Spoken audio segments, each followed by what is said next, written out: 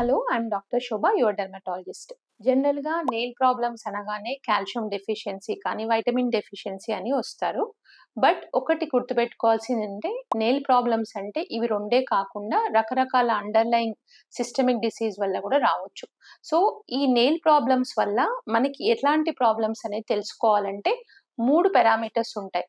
First thing shape, అంటే nail ఏ షేప్‌లో ఉంది. సెకండ్ థింగ్ ఈజ్ కలర్, అంటే నెయిల్ కలర్ వల్ల. థర్డ్ థింగ్ ఈజ్ ఏమన్నా లైన్స్ ఉన్నాయా నెయిల్స్ మీద. ఈ 3 థింగ్స్ అనేవి చాలా ఇంపార్టెంట్. సో, ఇప్పుడు షేప్‌ని బట్టి అంటే క్లబ్ షేప్డ్ ఉంటే కొన్ని రకాల లివర్ ప్రాబ్లమ్స్ కానీ, అండర్‌లయింగ్ కార్డియాక్ ఫెయిల్యూర్ ప్రాబ్లమ్స్ కానీ ఉండొచ్చు. Second thing is like a spoon shape లాగుంటుంది. ఈ స్పూన్ షేప్‌ని కాయిలోనైకియా అంటారు. ఇదేంటంటే ఐరన్ డెఫిషియన్సీ అనీమియాలో, హార్ట్ ఫెయిల్యూర్స్‌లో ఉండే ఛాన్సెస్ ఉంటాయి.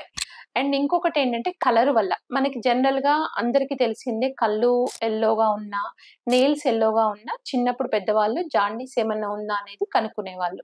సో, లివర్ ప్రాబ్లమ్స్ ఉన్న వాళ్ళకి యెల్లో నెయిల్స్ అనేది కామన్. దీంతో పాటు కొన్ని రకాల రెస్పిరేటరీ డిసీజ్‌లో కూడా నెయిల్స్ అనేవి యెల్లోగా ఉంటాయి.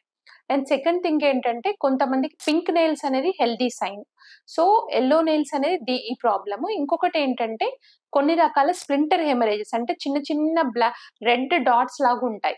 సో, ఇవన్నీ ఏంటంటే ఇన్ఫెక్టివ్ ఎండోకార్డైటిస్ కానీ, వాస్కులైటిస్‌లో ఇలాంటి ప్రాబ్లమ్స్ ఉంటాయి. అండ్ అదర్ థింగ్స్ లైక్ ఏంటంటే కొన్ని రకాల లైన్స్, అంటే కొంతమంది బ్లాక్ లైన్స్, వాటిని మెలనోనైకియా అంటారు. ఇది చాలా ఇంపార్టెంట్. ఎందుకంటే దీనివల్ల అండర్‌లయింగ్ నెయిల్ మాలిగ్నెన్సీస్ తెలుసుకునే అవకాశం ఉంటుంది. అండ్ అదర్ థింగ్స్ లైక్ చిన్న వైట్ బ్యాండ్స్ లాగా ఉండొచ్చు.